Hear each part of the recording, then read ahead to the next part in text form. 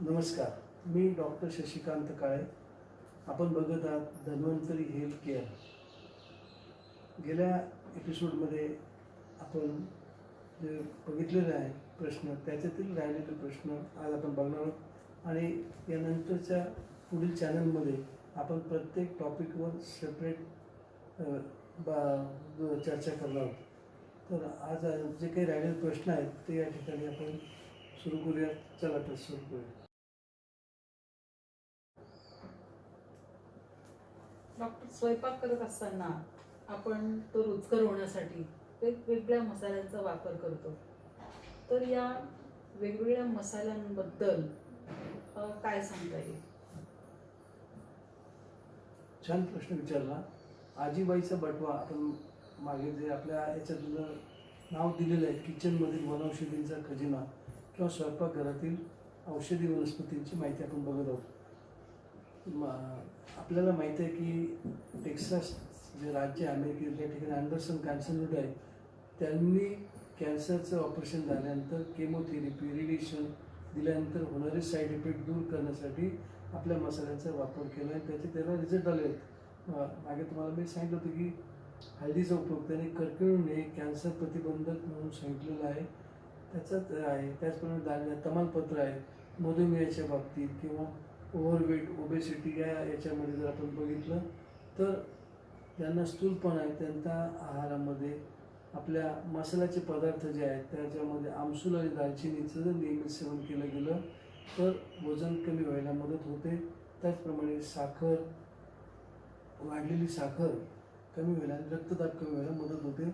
असे articles publish झालेले आहेत. त्याचा ठिकठिकाणी डॉक्टर प्रयोग करत आहेत. त्याचप्रमाणे तमालपत्र जे आपण याच्यामध्ये वापरतो ते तमालपत्र सुद्धा कॅन्सर प्रतिबंधक आहे. आपण बऱ्याच वेळा आता बिर्याणी वगैरे करतो किंवा मसाला भात करतो त्याच्यामधून तमालपत्र काढून फेकून देतो. तर कृपया तसं काही करू नका. तमालपत्राची आणि अँटी कॅन्सरची प्रॉपर्टी आहे. हे मसाल्याचे पदार्थ फक्त चमचमीत लागण्यापुरतेच नाही, त्याच्या शरीराला अतिशय चांगला उपयोग आहे. आता आपण बघितलं सुंठ, मिरी, पिंपळी, लवंग, दालचिनी प्रत्येकाला काही काही स्पेसिफिक दिलेलं आहे. तोंडाला जर मुखद दुर्गंध आहे किंवा तोंड फौज स्मेल होतो त्यावेळेला हे सगळं त्याचा फायदा होतो. सुंठ आपल्याला माहिती आहे की आता आपण कोरोनाच्या याच्यामध्ये आल्याचा काढा वगैरे घेतला, पण ही जी उष्ण पदार्थ आहे सुंठ, मिरी, पिंपळी, लवंग, दालचिनी याचा जास्त प्रमाणात आणि घेतलं गेलं तर मात्र काहींना शौचाच्या जागी आग होणं, काही थोडेसे जळजळ होणं, आम्लपित्त वाढणं असे झालेले आहेत. त्यामुळे डॉक्टरांच्या देखरेखीखालीच ते घ्यायला पाहिजे. स्वयं मेडिसिन म्हणजे स्वतःचे स्वतः परस्पर औषधं काढे घेणं चांगलं नाही. आता आलं आणि सुंठीच्या बाबतीत आपल्याला प्रत्येकाला माहिती असणं अत्यंत आवश्यक आहे. आलं वाळवले की त्याची सुंठ तयार होते, पण त्याचा थोडासा गुणधर्मात बदल होतो. म्हणून ज्यांना पित्त प्रकृतीचा त्रास आहे, आजार, ज्यांना आम्लपित्त आहे, गॅस्ट्रिक इरोजन आहे, आमाशयवरील म्हणजे गॅस्ट्रिक अल्सर, ड्युओडेनल अल्सर आहे, त्यांनी आलं वापरू नये. त्याऐवजी सुंठ पावडर वापरावी. त्याचप्रमाणे मिरी, पिंपळी ही उष्ण आहे, ती त्यांनी कमी प्रमाणात वापरावी किंवा शक्यतो वापरू नये. पण ज्यावेळेला कफ आणि वात प्रकृती आहेत किंवा कफाची लक्षणं 20 आहेत, वाताची 80 लक्षणं आहेत, त्याच्यामध्ये मात्र म्हणजे आपण आलं, मिरी, पिंपळी वापरू शकता. त्याचप्रमाणे श्वासाचा ज्यांना त्रास आहे किंवा आयुर्वेदासाठी प्राण होतो त्याच्यासाठी श्वासचिकित्सेचे श्रेष्ठ कोणतं सांगितलेलं आहे? पिंपळी. त्याच्यामध्ये पिंपळी रसायन म्हणून उल्लेख केलेला, म्हणजे ज्यावेळेला डिटेल सांगेल पण या ठिकाणी आयुर्वेदात त्याचा चांगला उपयोग सांगितलेला आहे. त्याचप्रमाणे आता कढीपत्ता आहे, जे वेगवेगळ्या प्रकारचे आपण बघा, कोथिंबीर आहे, धने आहे, जिरे आहेत. आमसूल, धने आणि जिरे याचं प्रमाण जर आपण पाणी पिलो किंवा आहारात घेतलं तर पित्त कमी व्हायला मदत होत जात असते. लक्षात कुठल्याही प्रकारच्या पित्ताचा त्रास झाला त्यावेळेला आपण आमसूल, धने, जिरे जर घेतलं त्याने फायदा होत असतो. नंतर वजन कमी होण्यासाठी नियमितपणे आमसूल आणि दालचिनीचा वापर जर आपण केला, नाश्ता असो, जेवण असो, त्याच्या आधी जर घेतलं तर वजन कमी व्हायला निश्चित फायदा होतो.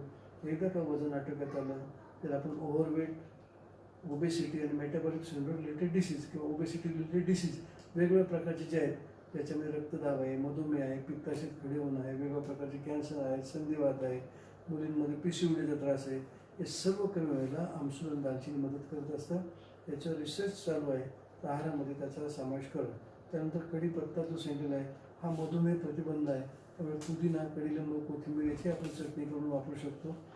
वेगवेगळ्या प्रकारचे जे मसाल्याचे पदार्थ आहेत ते आहारात असणं आवश्यक आहे.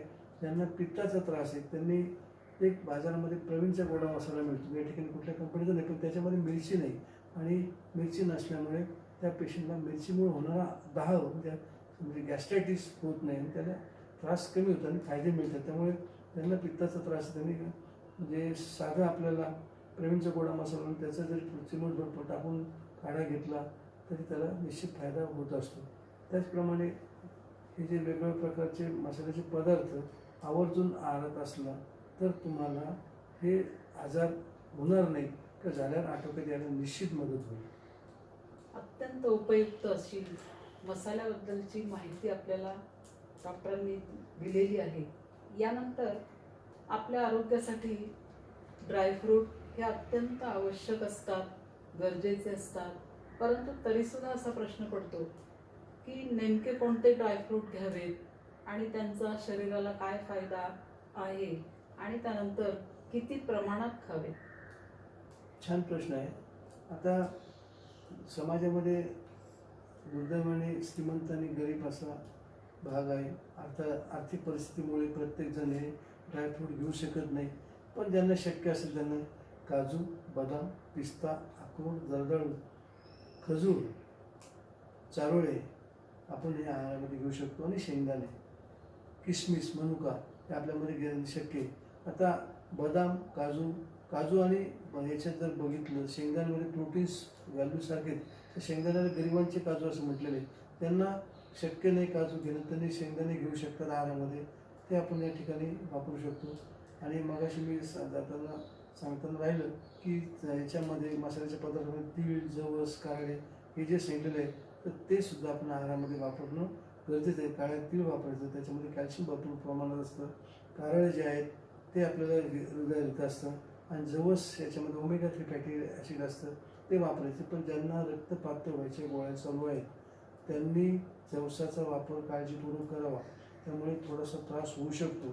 त्यामुळे जवस जरी हृदयाला तेव्हा असेल ते ज्यांना रक्तपातळ होण्याची गोळी नाही त्यांना त्याचा फायदा, मात्र या ठिकाणी आपण जवस चटणी टाळणं चांगलं आहे.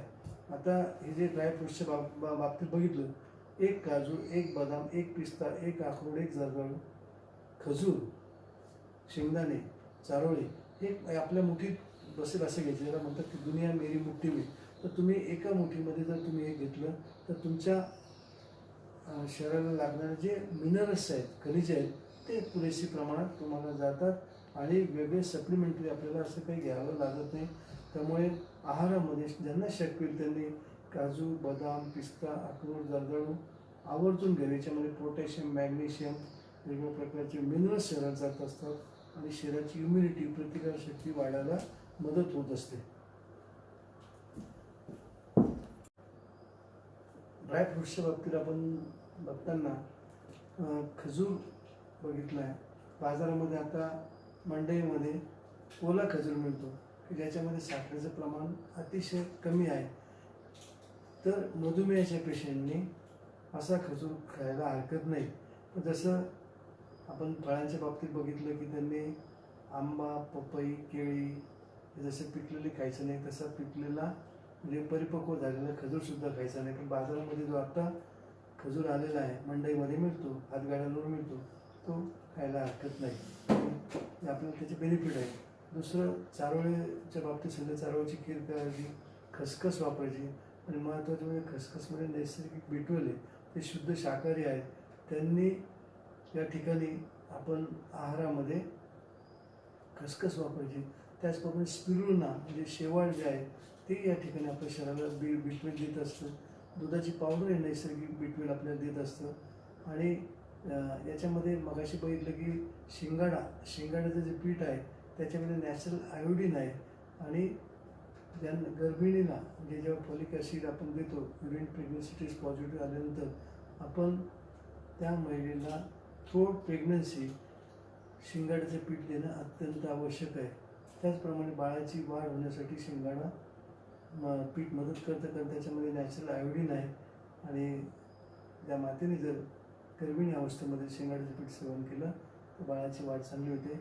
ज्या महिलांमध्ये मिसकॅरेज किंवा हॅबिच्युअल ॲबॉर्शन म्हणजे गर्भ दुखवणं, गर्भस्राव, गर्भपात होणं, तो थोपवण्यासाठी याचा उपयोग होत असतो.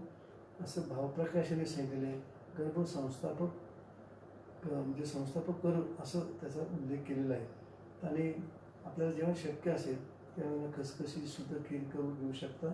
हे जे ड्रायफ्रूट्स आहेत हे जर नियमित आहारामध्ये असेल तर वेगळ्या प्रकारचं आपल्याला मिनरल्स जे खनिजे यासाठी सप्लिमेंटरी औषध घेण्याची गरज लागत नाही. पण आपण जे गोळ्या घेतो मल्टीव्हिटॅमिनच्या त्याच्यामध्ये डेली रिक्वायरमेंटची जी गरज असेल त्याप्रमाणे किंवा प्रोफिलॅक्टिक असे 2 प्रकारचे मिळतात. तर जर डेली रिक्वायरमेंट जी आहे ती आपल्याला फुलफिल होण्यासाठी थेरॅपेटिक डोसमध्ये घ्यायला पाहिजे. पण नैसर्गिक स्वरूपात हे जे फळं पालेभाज्या किंवा हे मिनरल्स ड्रायफ्रूट्स आहेत ते घेतले तर आपल्या शरीराला जे मायक्रोन्युट्रिएंट्स आहेत ते पुरेसे प्रमाणात मिळत असतात. हल्ली मार्केटमध्ये खूप वेगवेगळ्या प्रकारचे तेल मिळतात, तूप सुद्धा वेगवेगळ्या प्रकारचे मिळतात. तर यामध्ये नेमके कोणत्या प्रकारचे तेल आणि तूप आपल्या आहारामध्ये आपण वापरावे? आता छान प्रश्न विचारला. आपल्या शरीराला जे तेल लागतं किंवा ते आपण आहारातून घेत असतो, आत्ताचे जे जीवनशैलीत झालेला बदल, लाईफस्टाईल चेंजेस याच्यामुळे आणि सर्वात महत्त्वाचं तेल तुपाचं अति प्रमाणात वापर केल्यामुळे आपल्याला ओव्हरवेट, ओबेसिटी आणि मेटाबॉलिक सिंड्रोम रिलेटेड डिसीज म्हणजे स्थौल्य, मेदोरोग आणि मेदप्रदर्शनी व्याधी म्हणजे स्थूलपणामुळे वाढणारी व्याधी जे आहेत ते आपल्याला दृष्टीत पत्ता देतात. म्हणजे BMR जो आहे बेझल मेटाबॉलिक रेट हा जो आहे BMR हा आपल्याला 18च्या आतमध्ये असेल तर माल नरिश, 18 ते 25 असेल तर नॉर्मल व्यक्ती, पण 25 ते 30च्या असेल तर ती ओव्हरवेट आहे आणि 30च्या पुढे गेलं तर ओबेसिटी आहे. म्हणजे जर स्थूल मनुष्याच्या बाबतीत बघितलं त्याच्या आहारामध्ये तेल तुपाचं प्रमाण अतिशय प्रमाणात जास्त असतं आणि तेच शरीराला घातक असतं. तेच आपल्याला मेटाबॉलिक सिंड्रोम रिलेटेड डिसीज निर्माण करत असतं, ज्याच्यामध्ये हृदयविकार आहे ते आपल्याला शरीराला, ब्लड प्रेशर आहे ते त्रासदायक ठरत असतं. त्यामुळे तेलाच्या बाबतीत तुम्ही छान प्रश्न विचारला. तर महिन्याला फक्त आणि फक्त अर्धा लिटर तेल पुरेसं आहे. त्यामध्ये 10 ml किंवा 11 ml तेल आणि 5 ml तूप म्हणजे 15 ml ते 17 ml पेक्षा जास्त जाता कामा नये. एका माणसाला महिन्याला अर्धा किलो तेल आणि तूप पुरेसं आहे. सर्व प्रकारचे तेल चांगले आहेत आणि अतिशय जास्त प्रमाणात घेणे गरजेचं. हे खूप घेतलं म्हणजे आपल्याला खूप फायदा होईल असंही काही नाही. त्यामुळे शरीराला लागणारं तेल पुरेसे प्रमाणात जात असतं. तुम्ही चटणी जे करतात तीळ, जवस, काळे शेंगदाणे, खोबरं याची चटणी करून जर खाल्ली तर आपल्याला लागणारं तेल आणि त्याच्याबरोबर फायबर्स पण प्रमाणात जातात, पूर्ण मिनरल्स जातात आणि शरीराला त्रास होत नाही.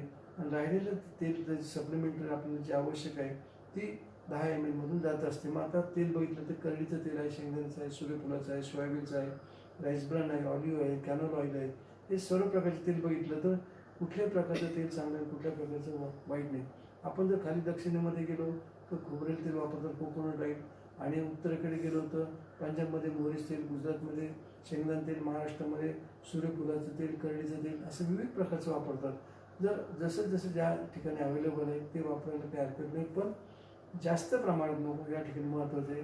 अमेरिकन हार्ट असोसिएशन आणि इंडियन हार्ट असोसिएशनने असं सजेस्ट केलं की 5 प्रकारचे तेल एकत्र करून वापरा किंवा दररोज एक तेल वापरा. फक्त जास्तीत जास्त 5 दिवस पुरेल एवढं तेल तयार करायचं असतं. तर लक्षात ठेवा तेल आणि तूप हे 15 ml पेक्षा जास्त जाता कामा नये. तुपाच्या बाबतीत बघितलं तर डालडा तूप अजिबात वापरू नका. डालडा तूप तयार करण्यासाठी जो निकेल धातू वापरला जातो तो कार्सिनोजेनिक आहे. त्यामुळे या ठिकाणी आरोग्य आणि आजार हे आपलं जे उद्दिष्ट घेऊन धन्वंतरी हेल्थकेअर काम करत आहे त्याच्यामध्ये आहारातून एकतर झालं तर फायदाच झाला पाहिजे, पण आजार उत्पन्न होऊ नये आणि आपलं आरोग्य चांगलं राहावं यासाठी मी आवर्जून सर्वांना विनंती करेन, जर तूप टाळता आलं, डालडा तूप डालडा म्हणजे कुठलंही शिजलेले तूप ते टाळावं आणि तेलाचा सुद्धा मर्यादित वापर करावा. नॉनस्टिक तवा जो आहे निर्लेप तवा तो आपण वापरावा, त्याला कमी तेल लागतं आणि त्यामुळे शरीराला निश्चित फायदा होईल. आवश्यक असणारे तेल तूप हे शरीराला गरज असतं, पण जास्त प्रमाणात झालं तर कोलेस्टेरॉल वाढतं.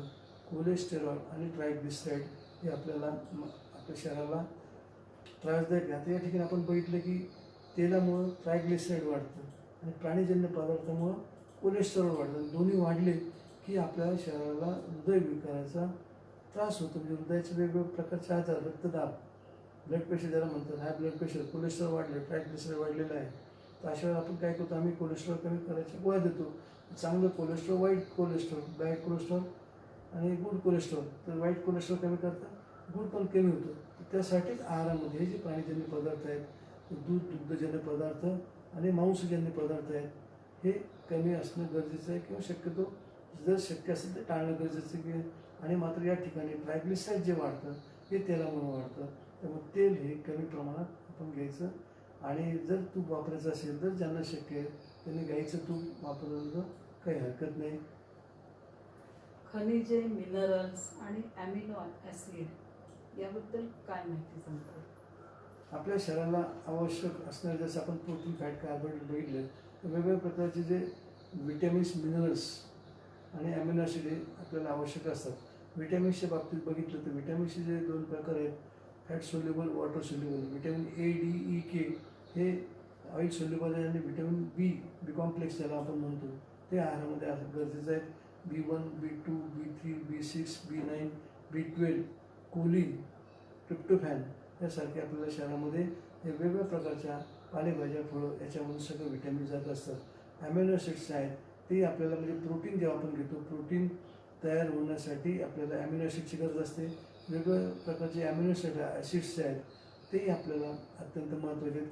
हा प्रोटीन, फॅट, कार्बोहायड्रेटचा एक सेपरेट आपण व्हिडिओ करणार. त्याच्यात सविस्तर त्याच्याबद्दल म्हणजे प्रोटीनची रिक्वायरमेंट काय, कार्बोहायड्रेटची काय, मिनरल्स, प्रत्येक मिनरल्स कसं काम करतं, विटॅमिन्स ए, डी, ई, के कशा कशाला नैसर्गिक स्वरूपात मिळतं, ते नसलं तर शरीरात काय त्रास होतो ते आपण सविस्तर बघणार आहोत. या ठिकाणी आपला जो विषय आहे आहार, आरोग्य, आजार त्याचं प्राथमिक ओळख करून देण्यासाठी आपण हा व्हिडिओ बनवला आहे. याच्यानंतरच्या पुढच्या दर आठवड्याला किंवा जेव्हा शक्य होते असे तसे आपण व्हिडिओ टाकणार आहोत. त्यावेळेला त्याच्यावर तुम्हाला याची सविस्तर माहिती मिळेल. असं म्हटलं जातं की व्यक्ती तितक्या प्रकृती, प्रकृती तितके स्वभाव, स्वभाव तेवढ्या सवयी. तर या सवयी जेवणाच्या सुद्धा प्रत्येकाच्या वेगवेगळ्या असतात. तर या जेवणाच्या सवयींबद्दल काय सांगता येईल? छान प्रश्न आहे की आता बघा की लहान मुलं येतात जातात, आईला मागतात, आई मला हे दे ते दे, येतं जातं खात राहतात, नंतर मग काही जेवत नाही. आई म्हणजे अहो डॉक्टर तर तो काही जेवतच नाही. पण त्याला जी लागणारी भूक असते त्याप्रमाणे तो खात असतो. जनरली असं बघितलं जातं की आपल्या सवयी ज्या आहेत, सकाळी नाश्ता, दुपारचं जेवण आणि संध्याकाळी ते म्हणजे ब्रेकफास्ट, डिनर आणि लंच हे आपण जे बघितलं तर सकाळचं नाश्ता हा आता जे नवीन संकल्पना आलेली आहे, दीक्षित पॅटर्न किंवा देवेकर पॅटर्न, तर याच्यामध्ये जर बघितलं तर दोघांचे योग्य आहेत. पण ज्या वेळेला हे जे ओबेसिटी म्हणजे स्थूलपणामुळे आजार होत असतात त्यावेळेला आपण जर इंटरमिडियंट फास्टिंग हा जो प्रकार जर आपण लक्षात घेतला, म्हणजे आता अन्न जेवणाचे सवयी हे जे प्रकार बघत आहोत त्यामध्ये ज्या बघितलं तर गर्भिणी आहेत, जे प्रेग्नंट लेडीज आहेत, आजारी आहेत, लहान मुलं आहेत, वयस्कर लोक आहेत, त्यांना मात्र किंवा मधुमेहाचे पेशंट आहेत त्यांना सकाळी नाश्ता करणं गरजेचं आहे. नाश्त्यामध्ये फळं आणि मोड आलेलं धान्य भरपूर प्रमाणात घ्यायचं, हेवी मील घ्यायचं नाही. आणि दुपारी 12 ते 1 किंवा 11 ते 1 वाजेपर्यंत दुपारचं जेवण, संध्याकाळचं जेवण 7 ते 9 पर्यंत घेणं चांगलं असतं. याच्या जोडीला आपण ज्या सवयी लावून घेतलेल्या आहेत, काही जण कसं करतात जेवताना चहा, कॉफी, कोल्ड्रिंक्स वगैरे घेतात, काही जण ड्रिंक्ससुद्धा घेतात, वेगवेगळ्या प्रकारचे अल्कोहोलयुक्त पदार्थ. शक्यतो तसं काही घेऊ नका. चहा, कॉफी मुळीच नको जेवताना. आणि जेवताना घ्यायचंच असेल तर दही, ताक वगैरे भरपूर घ्या. त्याच्यामध्ये लॅक्टोबॅसिलस जात असतात म्हणजे शरीराला आपल्या हितव असतं. आयुर्वेदात सांगितलं भोजनांती पिबेत तक्रम, आहारामध्ये ताकाचा समावेश जास्त करा, तो फायदेशीर आहे. प्रोबायोटिक जाऊन आपल्या शरीराला फायदा होईल. आणि जेवणाच्या ज्या वेळा आहेत त्या सांभाळणं गरजेचं आहे. आणि जेवणाचं पद्धत आपल्याकडे सांगितलेली आहे की बाहेरून आलं तर हात स्वच्छ धुवून नंतर मगच जेवायला बसायचं, तेही चांगलं सांगितलेलं आहे. सावकाश जेवायचं, एक घास 32 वेळा सांगितलेलं, पण तसं शक्य नसेल तर किमान 20 वेळा खायचं. घाईघाईने आपण ते जेवण केलं तर आपलं पोट तर म्हणजे किती खातो हे लक्षात येत नाही आणि मग ओव्हरवेटला आपण सामोरं जावं लागतं. आणि सावकाश जेवलं तर कमी जेवूनसुद्धा पोट आपलं भरल्यासारखं राहतं. तर असं जेवणाच्या सवयीच्या बाबतीत बघितलं तर असं आम्ही सांगतो की आपली जी थाळी आहे, ताट आहे, तर त्याचे 4 भाग करायचे किंवा पोटाचे 4 भाग करायचे. निम्म भाग अन्न, पाव भाग पाणी आणि पाव भाग हवेसाठी मोकळा सोडायचा. ताटामध्ये आपल्या याच्यामध्ये एका भागामध्ये सॅलेड्स घ्या, फळं पालेभाज्या घ्या, दुसऱ्या याच्यामध्ये वरण, नंतर भाजी घ्या, तिसऱ्यामध्ये थोडासा भात घ्या, चौथ्यामध्ये तुमची उसळ वगैरे घ्या आणि पिष्टमय पदार्थ गहू, ज्वारी, बाजरी, शक्यतो जेवढे पिष्टमय पदार्थ आहेत ते कमी प्रमाणात ठेवलं तर आपल्याला हे वेगवेगळ्या प्रकारचे आजार, ज्याला मेटाबॉलिक सिंड्रोम रिलेटेड डिसीज, मेद प्रदर्शितजन्य व्याधी ते होणार नाही. आणि सवयीच्या बाबतीत जर आपण जेव्हा बघतो कुणी वेळेवर जेवत नाही, काही नाही, पण शक्यतो ज्यांना शक्य होईल त्यांनी वेळेवर जेवण्याचा आवर्जून प्रयत्न करा. नोकरीच्या निमित्ताने ज्यांना बाहेर जावं लागतं त्यांनी जर शक्य असेल, नाही जेवण जमलं काहीतरी फ्रूट्स वगैरे घ्या, नाही जमलं तर पाणी घ्या. आणि जेवताना किंवा इतर वेळेला आपण काही घेतो तर बिस्किट्स वगैरे जे घेते मैद्याचे पदार्थ ते शक्यतो टाळा, ते शरीराला त्रासदायक असतात. किंवा मग जर मैद्याचे पदार्थ खायचीच पाळी आली तर त्याच्यामुळे सॅलेडचं प्रमाण नक्की वाढवा, म्हणजे तुम्हाला अटोनिक कॉन्स्टिपेशन म्हणजे बद्धकोष्ठता असा आजार होणार नाही. आहारामध्ये सर्वांची आवडती असलेली स्वीट डिश ही नेमकी केव्हा घ्यावी, किती प्रमाणात घ्यावी, याबद्दल काय सांगा? आता तुम्हा आम्हाला सर्वांना आवडणारी साखर आणि त्यापासून तयार होणारे स्वीट डिश, कुणाला गुलाबजाम, जेवण आहे, बर्फी आहे, पेढे आहे, सर्व प्रकारचे स्वीट डिश आहेत. हे जे पदार्थ आहेत हे सगळे साखरेपासून तयार झालेले असतात.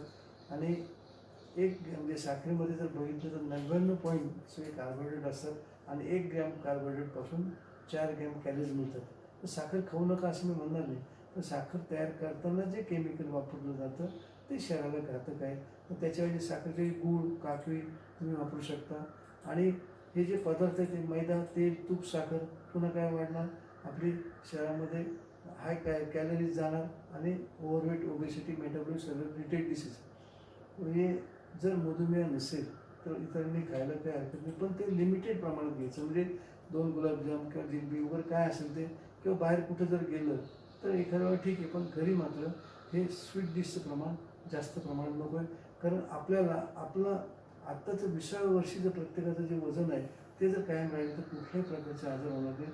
तर वजन वाढू नये असं जर वाटत असेल तर आपल्याला कॅलरी ओरिएंटेड राहावं लागेल, कॅलरीकडे लक्ष द्यावं लागेल. आणि जास्त वजन असेल तर 2000 कॅलरीजच्या पुढे जाता येणार नाही. आपल्याला आपण बघतो की कॅलरी कसं, 1 ग्रॅम प्रोटीनपासून 4 कॅलरी, 1 ग्रॅम कार्बोहायड्रेटपासून 4 कॅलरीज आणि 1 ग्रॅम तेलापासून 9 कॅलरीज. म्हणजे तेलात, तुपात तळलेले पदार्थ किती कॅलरीज देतात हे आपल्याला लक्ष देईल. आणि जर वजन कमी करायचं असेल, स्थूलपणा कमी करायचा असेल, मधुमेह होऊ नये म्हणून वाटत असेल, पित्ताशयात खडे होऊ नये म्हणून वाटत असेल, ब्लड प्रेशर वाढू नये असं वाटत असेल तर आपल्याला 1600 कॅलरीजमध्ये वापरावं लागणार आहे. म्हणजे बघा की सकाळी उठल्यापासून झोपेपर्यंत 1600 कॅलरीजच्या पुढे जायचं नाही.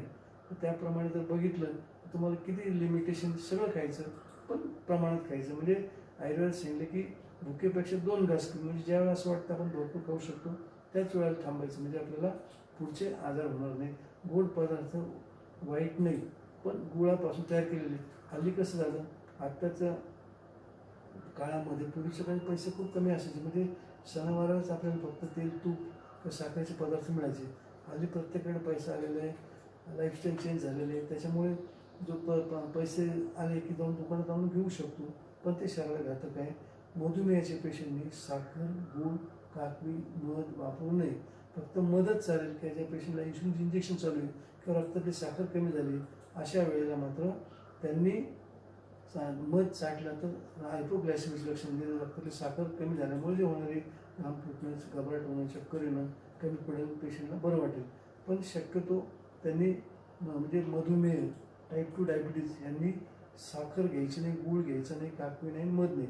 पण इतरांनी साखरेपेक्षा गूळ जर घेतला तर चांगलं, त्याच्यामुळे त्याच्यात आयर्न, कॅल्शियम, फॉस्फरस आहे.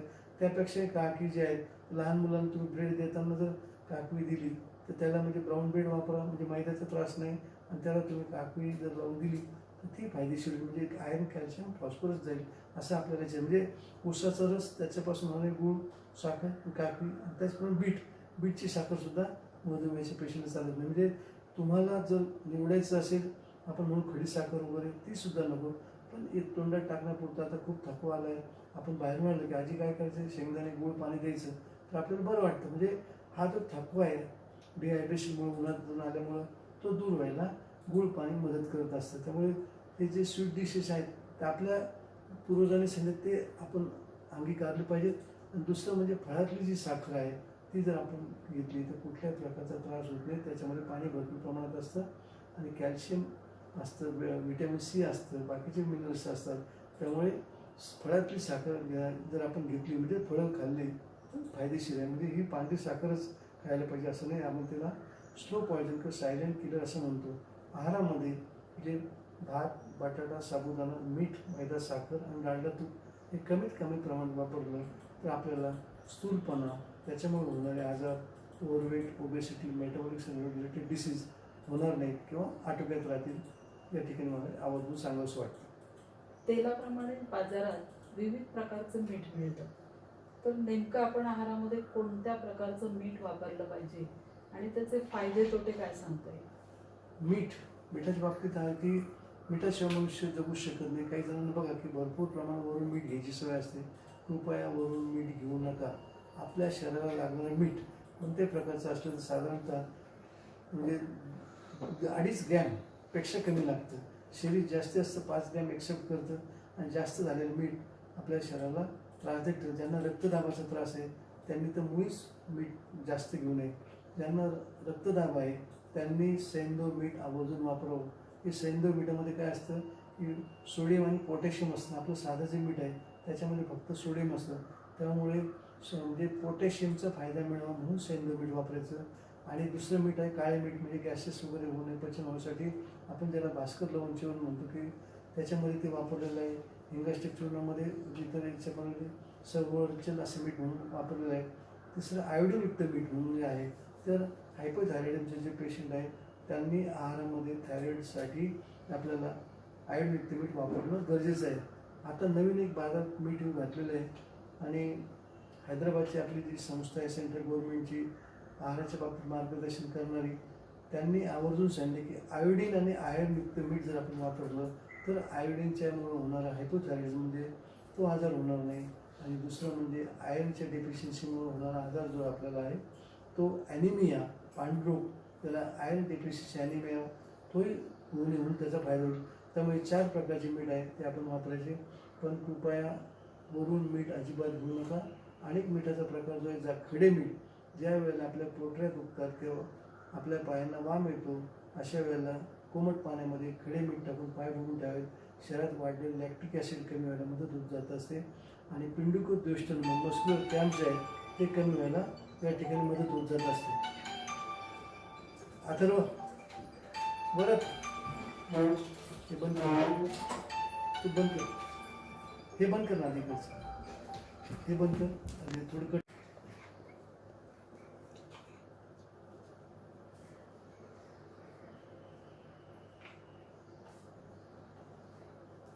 पेशंट ज्यावेळी क्लिनिकमध्ये येतो त्यावेळी डॉक्टर त्याला फॅमिली हिस्ट्री विचारतात.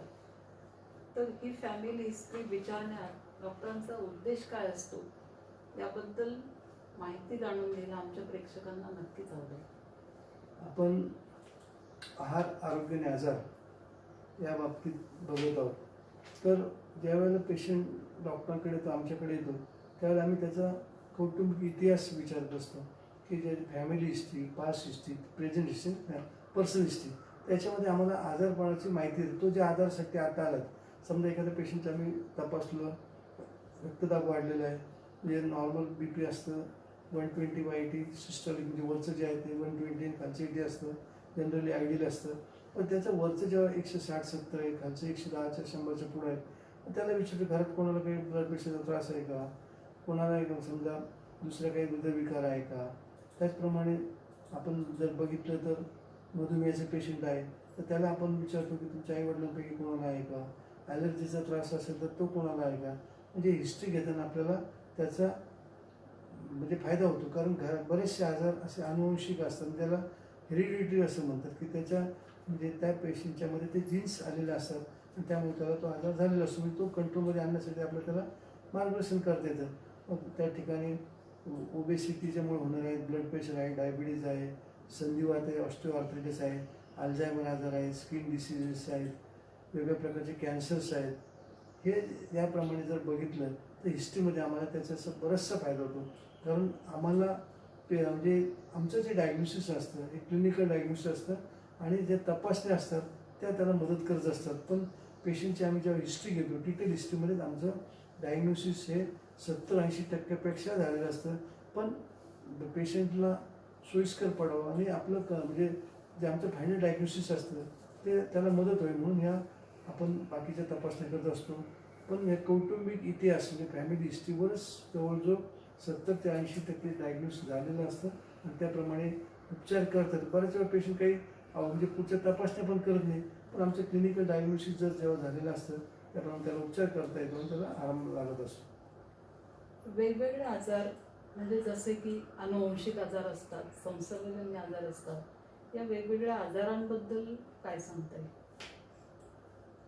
म्हणजे आता जर बघितलं तर जे भेडसावणाऱ्या ज्या समस्या आहेत त्या बाबतीत बघू की आजार म्हणजे आता अन्न, हवा आणि पाणी या 3 कारणीभूत असतात. दूषित हवा, दूषित अन्न, दूषित पाणी.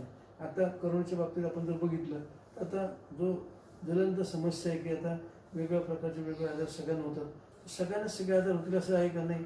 आत्ताच्या याच्यामध्ये जर जेव्हा बघितलं लहान मुलांचं प्रतिकारशक्ती वाढलेली, त्यांना करोना होऊन पण गेलं पण त्यांचं लक्षण दिसलं नाही.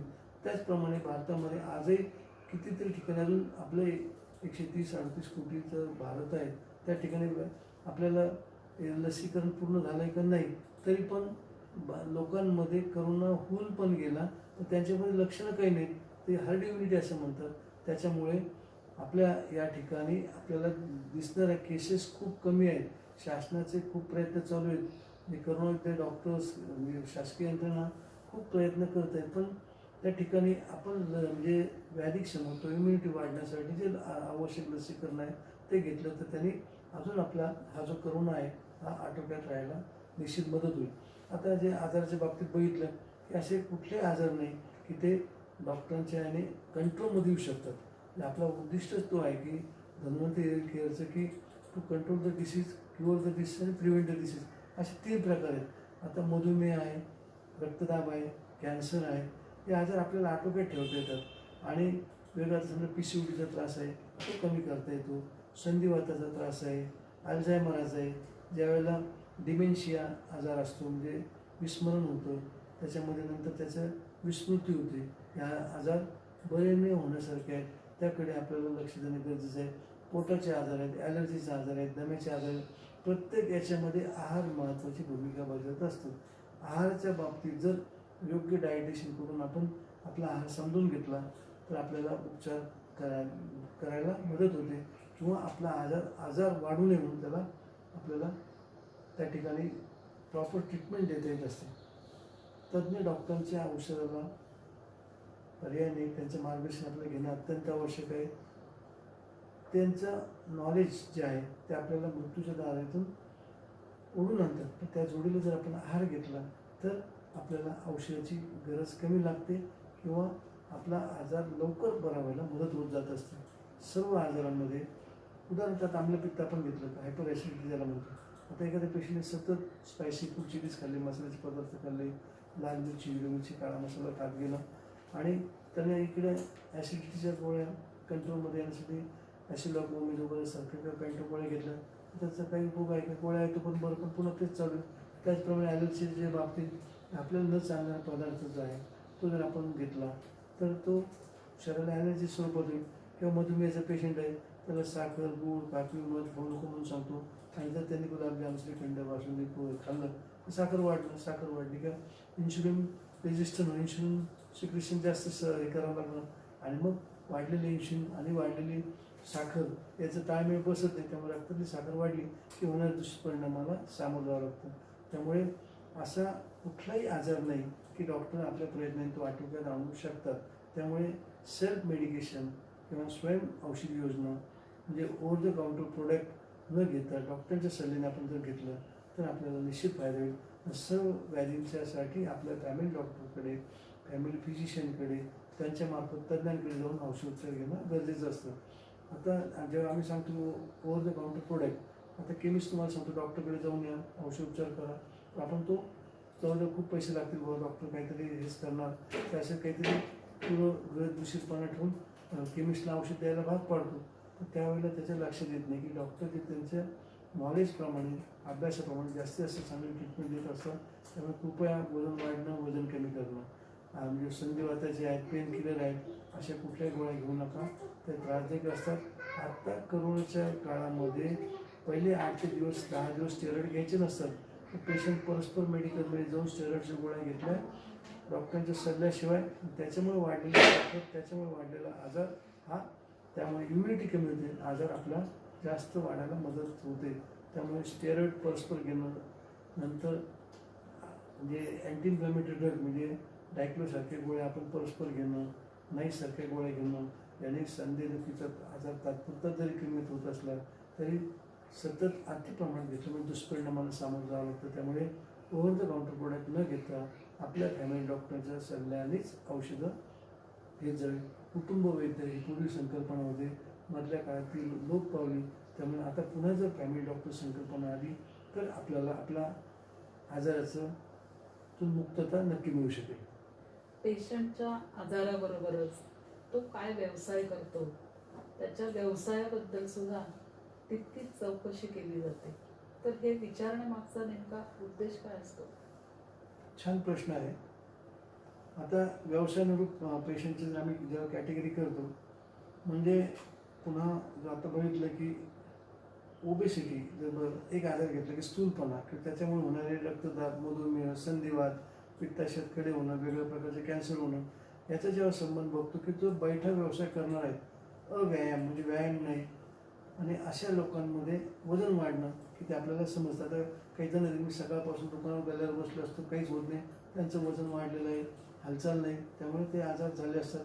त्याचप्रमाणे काही जण आता विद्यार्थी आहेत, त्यांच्या समस्या वेगळ्या आहेत, घरात गृहिणी आहेत, हाऊसवाईफ आहे, म्हणजे तिला मुलं आहेत, त्या मुलांच्या समस्या वेगळ्या आहेत, त्यांचे मिस्टर आहेत, ते सर्व्हिसला जातात, म्हणजे सकाळी उठून जायचं, त्यांच्या प्रॉब्लेम वेगळे आहेत, एक्झिक्युटिव्ह पोस्टला आहेत, CEO आहेत, MD आहेत, सेल्समन आहेत, आणि खाण्याच्या अवेळ आहेत. त्याचप्रमाणे घरात आता गृहिणी असेल तर ती जी आहेत ती हाऊसवाईफ आहेत, मॅरिड, अनमॅरिड. अनमॅरिड असेल तर तिचे प्रॉब्लेम शाळेचे वेगळे, मॅरिड असेल तर वेगळे, म्हणजे लग्न झाले पण मुलं नाहीत किंवा मुलं आहेत पण मुलांच्या काही समस्या आहेत, विडो आहे म्हणजे परित्यक्त आहे, घटस्फोटित आहेत, विधवा आहेत, अशा ज्या प्रकार, किंवा रिटायर माणसं आहेत, याच्या ज्यावेळेला आपण प्रत्येकाच्या बाबतीत बघतो की व्यवसायानुरूप किंवा घरातल्यांची तिची कशी ठेवण आहे त्या व्यक्तीची, त्याच्या वेगवेगळ्या प्रकारचे आजार होतात. पेशंट आमच्याकडे एक कंप्लेंट घेऊन येतो, माझं हे दुखतं, ते दुखतं. जेव्हा त्यांचा आम्ही इतिहास घेतो, हिस्ट्री घेतो, त्यावेळेला ती एकटी राहते, कुटुंबात राहते, घरच्या काही समस्या आहेत का, त्या जेव्हा बघतो त्यावेळेला आम्हाला त्याचा औषधोपचार फायदा होतो. बरेच आजार असे असतात का, मनोकायिक आजार, सायकोसोमॅटिक डिसऑर्डर ज्याला म्हणतात, की मनोकायिक आजार म्हणजे मानसिक ताण, त्याच्यामुळे होणारे आजार. आणि हे सांगायला मला या ठिकाणी आवर्जून म्हणजे जबाबदारी की स्ट्रेस इंड्यूस आजार हे बरेचसे वाढलेले आहेत. डायबिटीज असू देत, मायग्रेन असू देत, किंवा वेगवेगळ्या प्रकारचे संधिवाताचे आजार आहेत.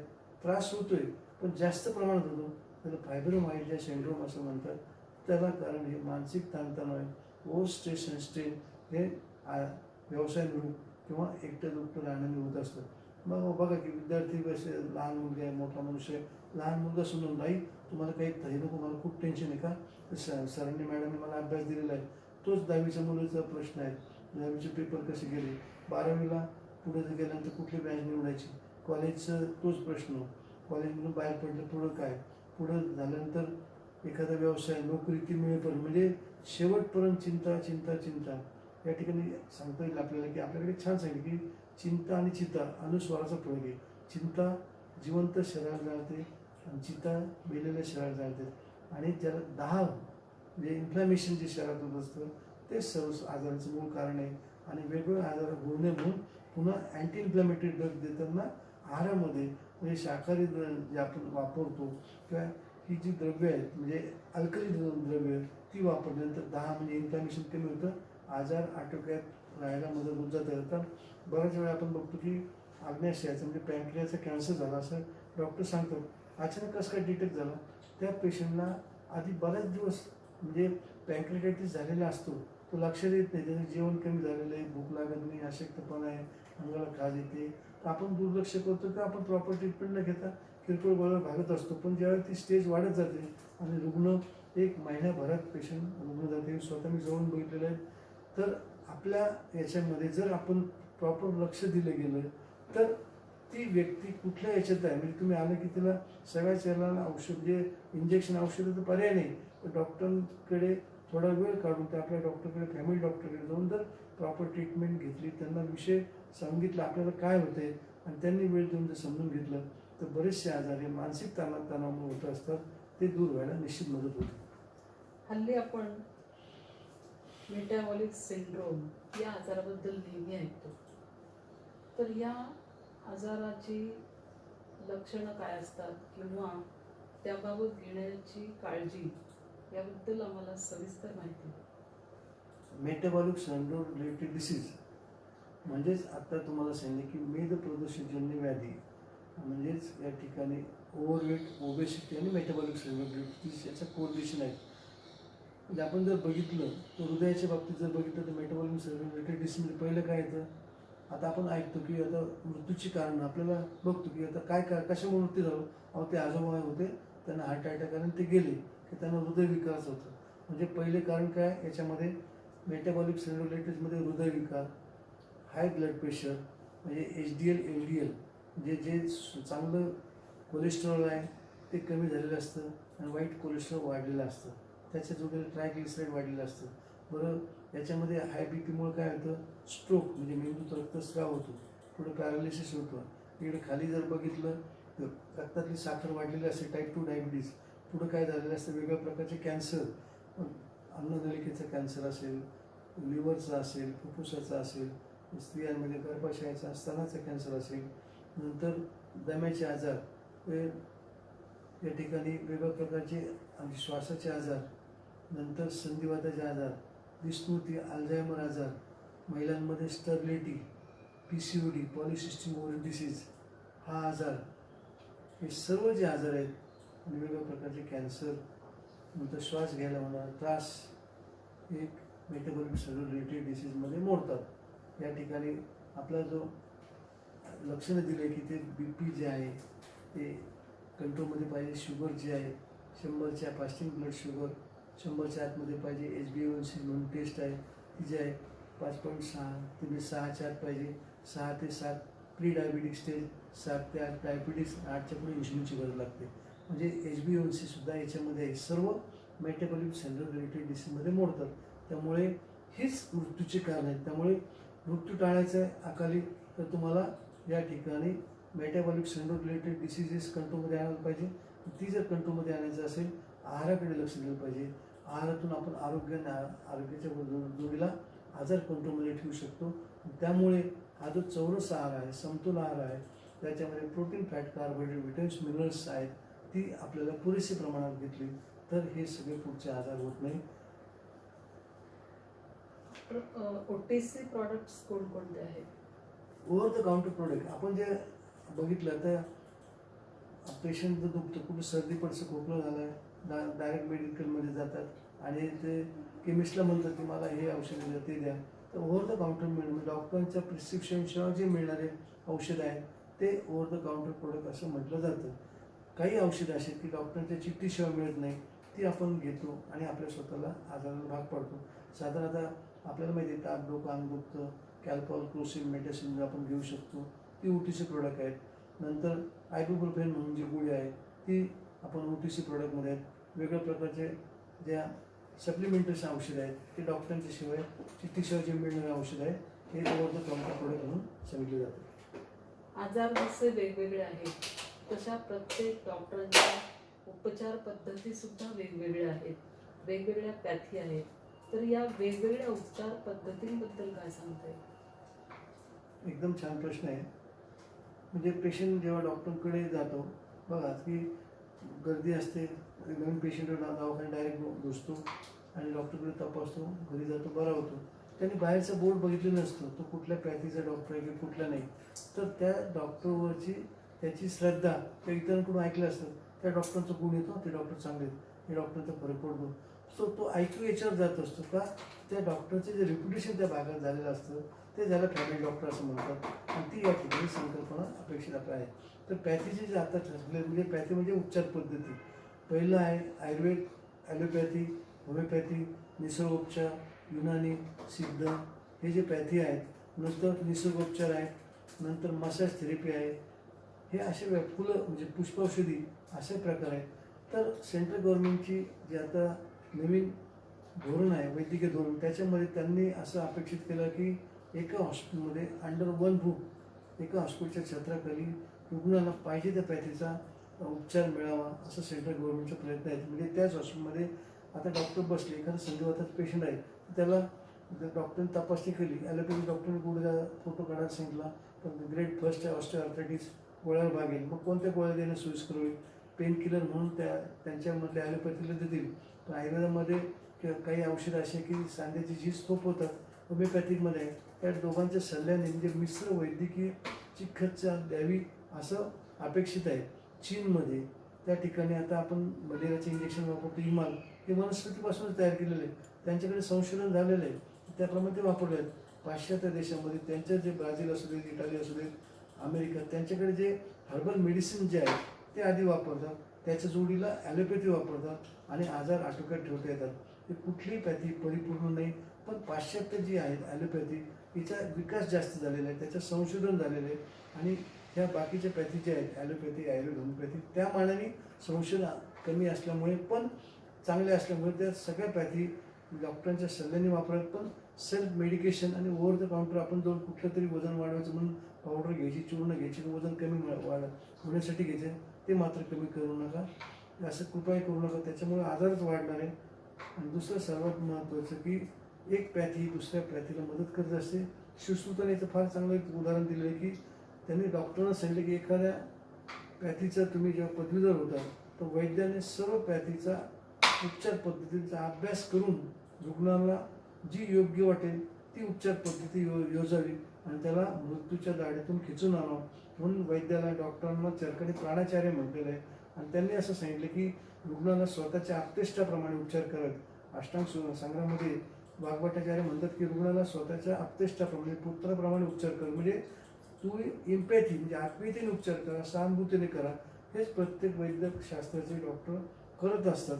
त्यामुळे आता जसं आपण म्हणाल की कुठली पॅथी, पेशंट काय म्हणतो, मला कुठली पॅथी प्रिय नाही, मला आहे इम्पॅथी आणि सिम्पॅथी हवी, तो जो डॉक्टर देईल तो माझा डॉक्टर, असं ती संकल्पना त्यांनी मांडलेली आहे. सामाजिक वृत्ती अर्थात सोशल ॲटिट्यूड याबद्दल काय सांगता येईल? आम्ही ज्यावेळेला पेशंट जेव्हा हिस्ट्री घेतो त्यावेळेला पेशंटच्याकडे जेव्हा बघतो किंवा त्याचं विचारणा करतो, त्याच्यामध्ये त्याची प्रवृत्ती कशी, म्हणजे सामाजिक प्रवृत्ती म्हणजे कसं सोशल ॲटिट्यूड, याच्यामध्ये आपण बघतो की त्याचे एकमेकाला कोऑपरेशन करण्याचं आहे का, दुसऱ्याच्या आनंदाने आनंदी होतो का, दुसऱ्याला मदत किती करतो, स्वतःच्या घरावर तुळशीपत्र ठेवून जे बाहेर पडतात आणि समाजासाठी झटतात ते सात्विक लोक. राजस म्हणजे सेल्फ सेंट्रलाइज आणि सेल्फिश, तामसी लोक, आणि म्हणजे राजस लोक, आणि तामसी म्हणजे दुसऱ्याचं वाईट चिंतणारं, जेलसी म्हणजे आतताई वृत्तीने करणं, दुसऱ्याचं ते माझं, माझं ते माझं, ह्या वृत्तीने जे वागणारे आहेत ते तामसी लोक. म्हणजे ह्या वृत्ती ज्या आहेत त्याला सोशल ॲटिट्यूड असं म्हणतात. आपल्याला तामसी वृत्तीतून राजसकडे जायचं, राजसकडून सात्विक, ते आपला जो समाज आहे हा ज्यावेळेस सात्विक होईल त्यावेळेला पूर्वीसारखं सुवर्णकाळ भारताला येईल.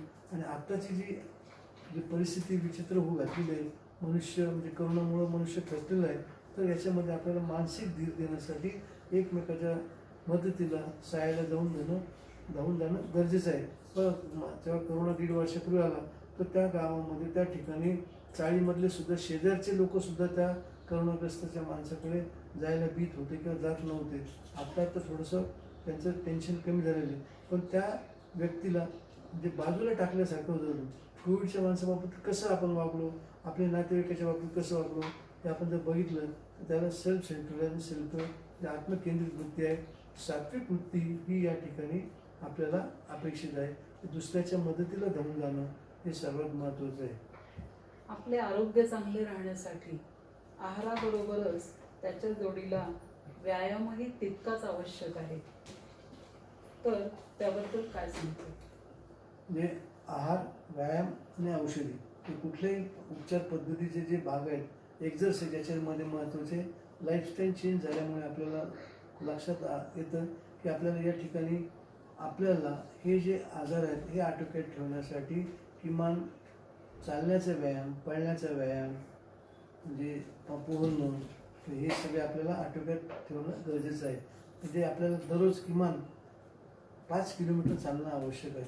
10,000 पावलं, जेवणानंतर शतपावली करणं, नंतर ज्यांना शक्य होईल त्यांनी सूर्यनमस्कार काढणं, हे किंवा सकाळी आपल्या घराच्या टेरेसवर जाऊन गच्चीवर फिरणं, हा सुद्धा व्यायाम आहे. निसर्गात व्हिटॅमिन डी जे तयार होतं असतं सूर्यप्रकाशामध्ये, ते आपल्या प्रतिकारशक्ती वाढवतं, शरीराला आधार देतं. त्यासाठी सुद्धा आपल्याला चालण्याचा व्यायाम, पळण्याचा व्यायाम, म्हणजे भरभर चालणं, झपझप चालणं हे अतिशय महत्त्वाचं आहे.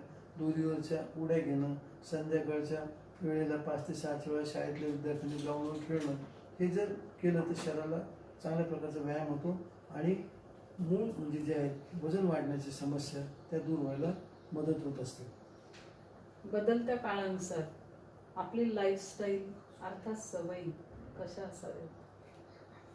सवयीच्या बाबतीत जर बघितलं तर आपण म्हणजे वेळेवर जेवणं गरजेचं आहे आणि आहाराच्या बाबतीत आहार, विहार आणि जीवनशैली याचा विचार करताना वेळेवर झोपणं, म्हणजे रात्री 10 ते सकाळी 5 पर्यंत 8 तास 6 तास झोप पुरेसं आहे.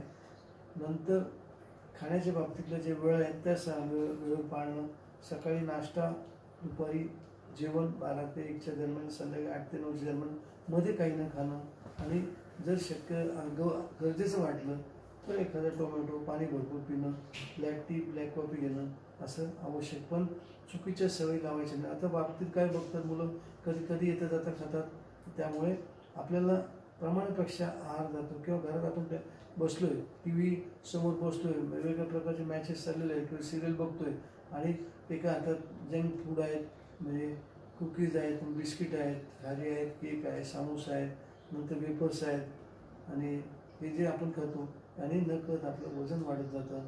वाढलेलं वजन आपल्याला त्रासदायक ठरतं.